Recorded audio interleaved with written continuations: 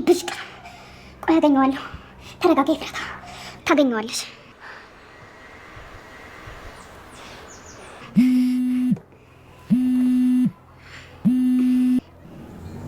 ሄሎ ወይ ቤዛ፣ እንዴት አደርሽ?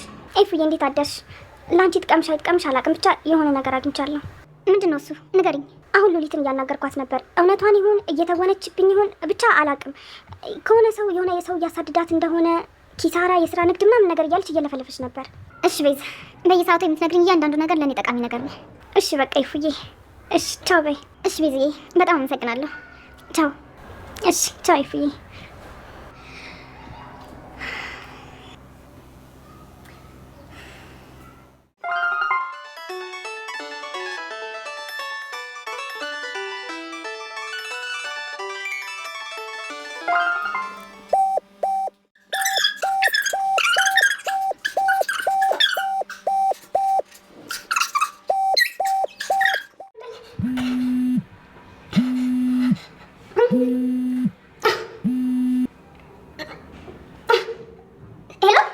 ወይዘሮ ሉሊት አሁን በምልክልሽ አድራሻ በፍጥነት ማትመጪ ከሆነ የማይሆን ስህተት ውስጥ ነው የምትገቢው።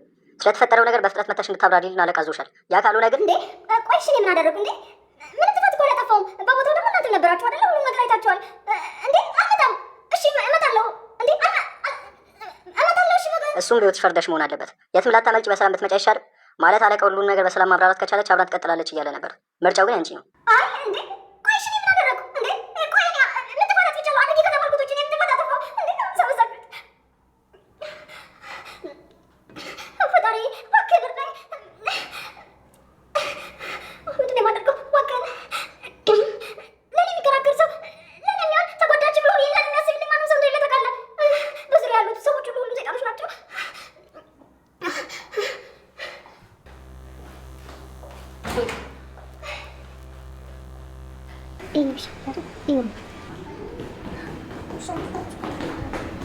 ሴቶች በቃ ልወጣ ነው። እንዴ ምንድን ነው እንደዚህ ጥርስ በጥርስ ያወራው? ደግሞ ከወጣት ምግብ በልታ አትወጣም እንዴ? አይ አልበላም። ቢኒ በር ላይ እየጠበቀኝ ነው። አስቸኳይ ጉዳይ አለብንና መሄድ አለብኝ። ታዲያ እዚህ ድረስ ከመጣ ገብቶ ሰላም አይለንም እንዴ? ጉዳያችን አስቸኳይ ስለሆነ ብቻ በቃ ደህና ቻው። ቆይ ድጋሜ በዙሪያሽ አትተኝም ያለው እውነቱን ነው ማለት ነው እንዴ? ቆይ ይሄ ምን ጉድ ነው? አሁን ላይ ከባድ ፍቅር ያዘኝ ይመስለኛል። አውቃለሁ ይፉ፣ እንደዚህ ስልሽ ላታምኚኝ ትችያለሽ፣ ግን እውነቴን ነው፣ ከልቤ ነው። አሁን ላይ የራሴ ሁኔታ ራሱ ለራሴ በጣም ነው ግራ እያጋባኛለሁ። የእውነት ያምንሻለሁ፣ ግን እስኪ ንገሪኝ፣ ማን ነው? ማለቴ እኔ ከዚህ በፊት አንቺ እንደዚህ ስትሆኚ አይቼሽ አላውቅም ነበር። ለወንድ እኮ ምንም ግድ አልነበረሽም። ግን ማንም ይሁን ምን አንቺ በፍቅር መያዝ ጥሩ ነው። ተይ እባክሽ ይፉ፣ አሁን ፍቅር ምን ነው ጥሩ እንዳልሆነ እኮ አንቺና ወንድሜ ማሳየት ተጠቃሽ ናቸው። ተይ ጽ እንደዚህ አትበይ። እኔ እና እሱንማ ምሳሌ ማድረግ የለብሽም። በጣም ብዙ የተሳካላቸው ሰዎች አሉ እኮ። እስኪ ንገሪኝ፣ ማን ነው? ቆይ ምንድን ነው የተፈጠረው ነገር? ቢኒያም ግን ነገሮች እኔ በጠበቅኳቸው መንገዶች እየሄዱ አይደለም። አሁን ላይ ተስማማን፣ ጥሩ ሆነናል ብዬ ሳስብ ሳላስበው በጣም ብዙ ችግሮች ይፈጠራሉ። አሁን ላይ ማጭራሽ ላይኝ እንኳን የሚፈልግ አይመስልም። እንዴት? እኔ አልገባኝም። ቆይ እናንተ ከምን ያው አንድ ላይ ሆናችሁ ነው እንደዚህ ችግር የገጠማችሁ? እንደውስ ቆይ ተነጋግራችሁ መፍታት የማትችሉት ችግር ነው?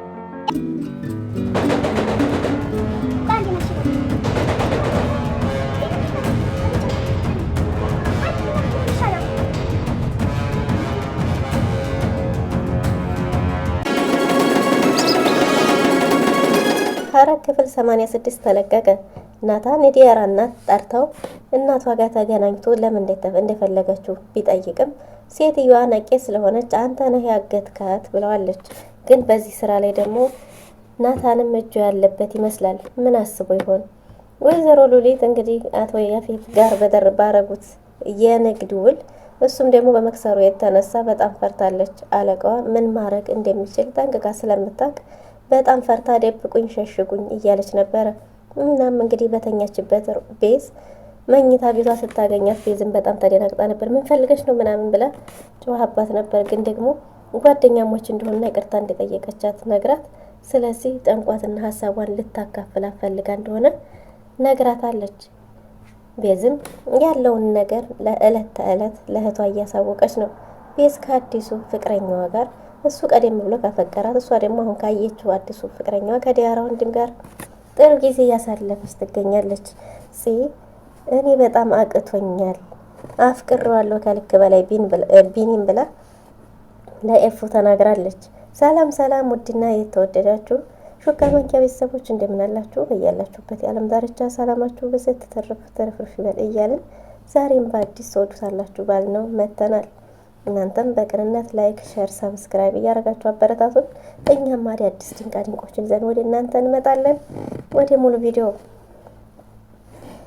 ናታን እንግዲህ በባለፈው ከዲያራ ጋር ቁጭ ብሎ ሳለ ዲያራ እናቴን ላስተዋውቅህ ማማ በጣም ምርጥ እናት ናት እና ደግሞ ስራ ታገኝልሃለች ላስተዋውቂኝ ብላለች ብለው አሁን እሷ ጋር የምንተዋወቅበት በቂ ምክንያት ምን አለ ምን ብለን ምናምን ቢላትም አልቸኮልንም ወይ ቢላትም አይ እናቴ እኮ ቀለል ያለች ናት በዛ ላይ ስራ ታገኝልሃለች ብለው በዚሁ መሀል ነበር የስልክ ጥሪ የነበረው። እናም ወይዘሮ ትዝታ ናቶሎ ማንም ሰው ሳይህ ተብሎ ለልጅ እንዳታሳውቅ ብላ ነበር። እሱም በተባለው መንገድ እንግዲህ ሂዶ ወይዘሮ ትዝታን አግኝቷታል። ወይዘሮ ትዝታም የመጀመሪያ ጥያቄዋ እንዴ ቤታችንን እኮ በአይን ጎበኘኸው ከቂጥ እስከ ራሱ ምንም አልቀረህም፣ ስለዚህ ልትገዛው ነው እንዲህ ብለው ነበር። እሱም ያንን ቤት መግዛት አቅም እንደሌለው ነግሯታል። እና እኔማ ብላ ከዛም ልጅን ያሳገድካት አንተ ነህ ብለው ነበር። እኔ የሰፈር አውዴልዳይ ቦዘኔ ስራ የሌለኝ አንድ ምስኪን ድሃ እንዴት አድርጌ ነው የአንቺን ልጅ ላሳግት የሚችለው? በምን አቅሜ እኔ ያንን ማድረግ ብችል ብሏል። እናም እንግዲህ ወይዘሮ ትዝታ ተጠራጣሪ ሴት ናት። እናም ወይዘሮ ሉሊት ደግሞ ከምኝታዋ ተነስታ ቤዝንም አስደንግጣታለች። በጣም ፈርታለች። የፈራች ትመስላለች። እውነት ነው፣ ፍርሃቷም ትክክል ነው። ምክንያቱም ከያፌት ጋር ተጣልቶ ማን የማይፈራለ? ምክንያቱም ያፌት እሱ መሸነፍን የሚወድ ሰው አይነት አይደለም። በዛ ላይ አሁን ላይ ያለበት ነገር ደግሞ በጣም አስደንጋጭ ሆኖበታል። ምክንያቱም ድርጅቱ በአንዴ ከ5 ሚሊዮን ብር በላይ ከስሯል። ይህ የሚሆነው እንግዲህ ውሉን የተፈራረመችው ይሄ ስራ በእሷ እንዲሰራ የተፈለገው ወይዘሮ ሌሎች ስለነበረች ይሄ ደግሞ መምጣቱ እሷን መማሪያ የሆነ ዘንድ የሆነ ነገር አድርጉ፣ እጇን ጣቷን ቆርጣችሁ ከነቀለበቷ አምጡልኝ የሚል ትእዛዝ ሰጥቶ ነበር። ሎሊትም ይሄ ነገር የገባት ይመስላልና ሸሽጉኝ ሸሽጉኝ ሸሽጉኝ እያለች ነበር፣ ግን አልሆነም። እናም በጧቱ ተነስታ እዛም ብትሄድም እዚህም ብትሄድም የሷ አለቃ የምትወጪ የምትመጪ ካልሆነ ከዛ በኋላ የሚፈጠረውን ነገር አታቂም። ስለዚህ አለቃ በፍቃዷ ከመጣች ከኛ ጋር ተስማምታ ያለውን ነገር አስረድታ ስራ መጀመር ትችያለሽ ተብሏል ስለተባለች እሷም እንግዲህ እሺ ብላ ተዘናግታ ወደ አቶ ያፌት ሰራተኞች ዘንድ ታዛዦች ዘንድ ሄዳለች። እናም እዛም በሄደችበት ያልተጠበቀ ነገር ተፈጥሯል። ቤዝና ጽ እያወሩ ባሉበት እየተጨዋወቱ እንግዲህ ድንገት ጥርስ በጥርሱ ነው ናቱ ከፎቅ እየተንደረደረ ሲወርድ ታይቷል። ከዛም ወዴነህ እንዲህ ጥርስ በጥርስ ደስተኛ ያረገስ ምንድን ነው ብለው እነሱም ፈገግ ቢሉም አይ ስራ እንዳለበትና ቢኒ በር ላይ እየጠበቀው እንደሆነ ሲነግራቸው ቤዚ እንግዲህ አይኗ ተንከራቷል። አፍቃሪ አይኗ ከርተተተት ቢልም ግን ቢኒ ግን አልነበረም። በሰዓቱ ሲጀመር አልነበረም። እሱ ከቤት ማውጫ ምክንያት ስለፈለገ ነው እንጂ ናታን እንዳይጠራጠሩ የትኛው ነው ለማለት እነሱን ሀሳብ ለማስቀየስ እንጂ ሲጀመር ናት ማነው ቢኒ እዛ አልነበረም። እሷ ግን ግን ይሄን ያህል አስጠልቼዋለሁ፣ ይሄን ያህል አይኔን ማየት አስጠልቶታል፣ ምን አለበት ቢያንስ ገብቶ አይኑን አይቸው ቢሄድ እያለች ነበር። እና ፊቷም እየተቀያየረ ስታየው ቤዝ ሰላም ነሽ በደህናሽ ነው ብትላትም አይ ደህና ምነው ደርሶ ሀሳብ ያረገሽ ብላ እሷንም አመነጫጭቃ ጥላ ወደ ክፍሏ ሄዳለች። ከዛም ለኤፉ ደውላ እንዲገናኙና አንዳንድ ነገሮችን የምታወራት እንዳለ ቀጠሮ አስይዛለች። እንግዲህ ቤዝና ፂ ላይ ኤፉ ላይ ከረፈደም ቢሆን አሁን ብዙ ቤተሰቦቿ እያቀረቧት ነው። ቤዝ በሚገባ ተቀይራለች። አሁን ላይ እህቷን የሚያስደስት ነገር ከሆነ ምንም ነገር ታደርጋለች።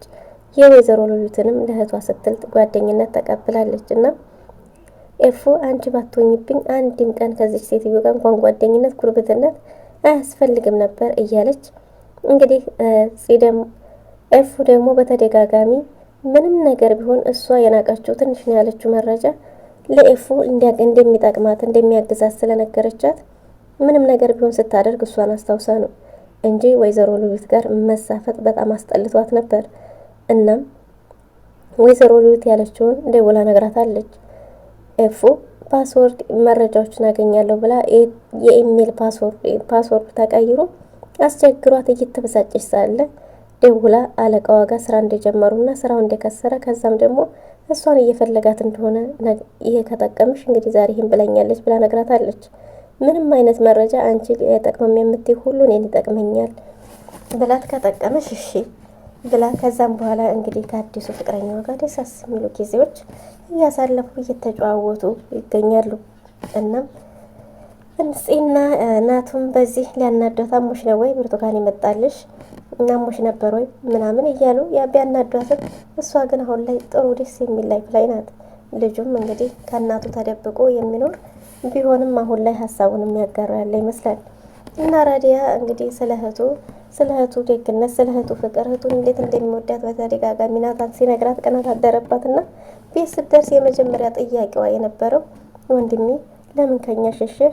አንድ ጓደኛዬ እኮ እህቱን እንዴት እንደሚወዳት ነገረኝ ምናምን ስትለው እሱም ቀድሞ ገብቶት ነበር መሰለኝ። እኔም እኮ በጣም ነው የምወድሽ ቢላትም እሺ ከኛ የምትርቅበትን ምክንያት ብትነግረኝስ ስትለው አይ እሱን አሁን አልነግርሽም አሁን ስራ አለብኝ ብሎ አሁንም ጥሏት ወደ ክፍሉ ገብቷል። ራዲያም ባይዋጥላትም ዝም ብላ ተመልሳለች።